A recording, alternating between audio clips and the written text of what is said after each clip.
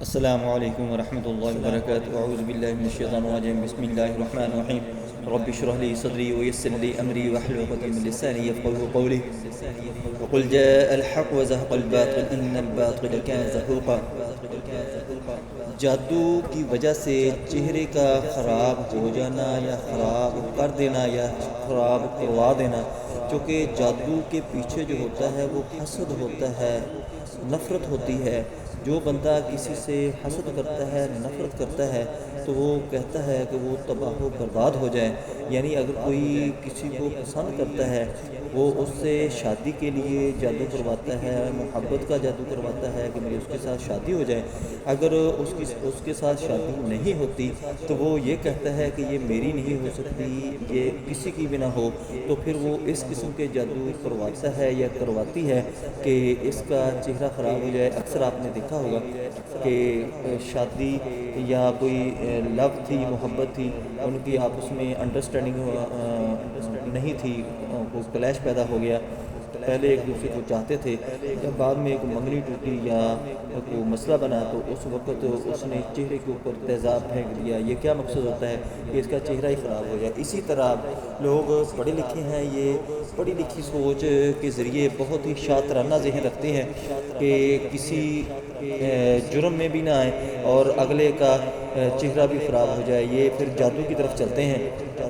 جادو کرواتے ہیں کہ اس کا چہرہ خراب ہو جائے۔ وہ جادوگر کیا کرتا ہے کہ اس لڑکی کے یا لڑکے کے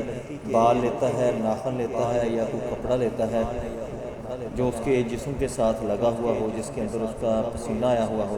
تو پھر اس کے اوپر وہ جادو کر کے اس کے اوپر اثر انداز ہوتا ہے کہ اس کا چہرہ خراب ہو جاتا ہے،